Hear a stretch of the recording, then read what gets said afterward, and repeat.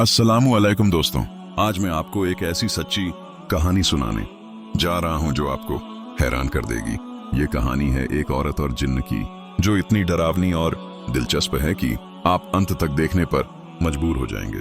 तो वीडियो शुरू करने से पहले चैनल को सब्सक्राइब कर लें और बेल आइकन दबा दें ताकि ऐसी और भी कहानियां आपको मिलती रहें। तो चलिए शुरू करते हैं।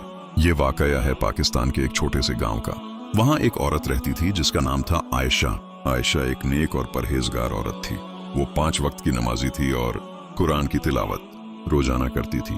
आयशा के घर में उसका शौहर और 2 बच्चे थे। एक बेटा जिसकी उम्र 7 साल थी और एक बेटी जो 5 साल की थी।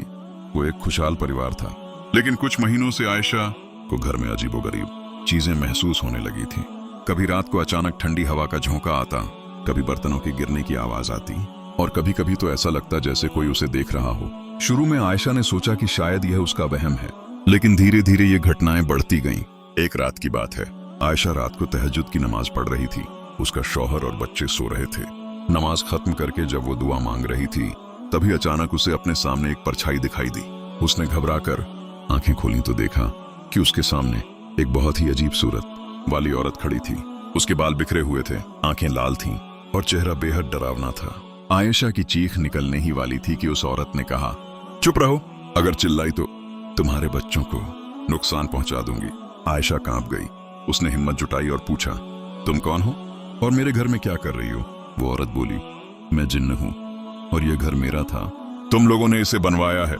मैं यहाँ सालों से रहती हूँ। आयशा को समझ आ गया कि यह जिन्न है। उसने फौरन आयतुल कुर्सी पढ़नी शुरू की। जैसे ही उसने आयतुल कुर्सी पढ़ी, वो जिन्न थोड़ा पीछे हट गई। जिन्न ने गुस्से से कहा, तुम मुझे यहाँ से नहीं भगा सकती, मैं तुम्हारी जिंदगी बर्बाद कर दूंगी। और यह कहकर वो गायब हो गई। उस रात के बाद से आयशा के घर में अजीब चीजें होने लगी। बच्चे रात को रोने लगे और कहने लगे कि उन्हें कोई डरा रहा है। घर के सामान अपनी जगह से हिल जाते, खाना बनाते वक्त बर्तन गिर जाते। आयशा के शौहर ने शुरू में इसे यकीन नहीं किया।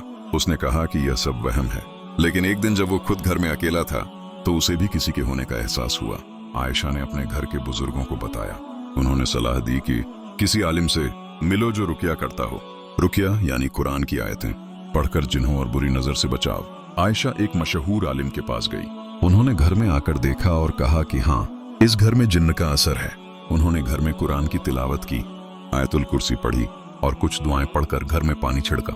कुछ दिनों तक सब ठीक रहा, लेकिन फिर वही सिलसिला शुरू हो गया। एक रात आयशा फिर से उस जिन्न से मिली।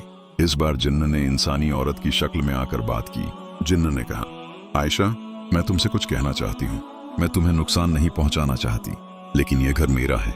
मैं यहाँ अपने बच्चों के साथ रहती थी। तुम लोगों ने इस जगह पर घर बना लिया। आयशा ने पूछा, तो तुम क्या चाहती हो? जिन्न बोली, मैं चाहती हूँ कि तुम यह घर छोड़ दो। अगर नहीं छोड़ोगी तो मैं तुम्हारे बच्चों को ले जाऊंगी। आयशा डर गई, लेकिन उसने हिम्मत से कहा, यह घर हमने मेहनत से बनाया है, हम इसे नहीं छोड़ सकते। और तुम मुसलमान जिन्न हो तो तुम्हें पता होना चाहिए कि जुल्म करना गुनाह है। जिन्न चुप रह गई, फिर बोली, मैं मुसलमान थी, लेकिन मैं अपने बच्चों को खो चुकी हूँ। इंसानों ने मेरे बच्चों को मार दिया जब यहाँ इमारत बन रही थी। यह सुनकर आयशा को उस पर तरस आया। उसने पूछा, क्या हम कुछ कर सकते हैं तुम्हारे लिए? जिन्न ने कहा, अगर तुम मेरे बच्चों के लिए दुआ करो और सदका दो तो शायद मुझे सुकून मिल जाए। आयशा ने अगले दिन उस आलिम को बुलाया और सब कुछ बताया। आलिम साहब ने कहा कि यह एक मुसलमान जिन्न है जो दुखी है। उन्होंने सलाह दी कि उस जिन्न के बच्चों के लिए दुआ करें और सदका दें। आयशा ने वैसा ही किया। उसने एक बड़ा सदका दिया और उस जिन्न के बच्चों की मगफिरत के लिए दुआ की। उस रात आयशा ने सपने में देखा कि वो जिन्न उसके पास आई और शुक्रिया कहा। उसने कहा, आयशा, तुमने मुझे सुकून दिया, अब मैं यहाँ से चली जाऊंगी। मेरे बच्चों को शांति मिल गई है।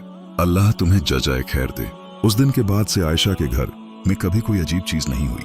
घर में सुकून और बरकत आ गई। दोस्तों, ये कहानी हमें कई सबक देती है।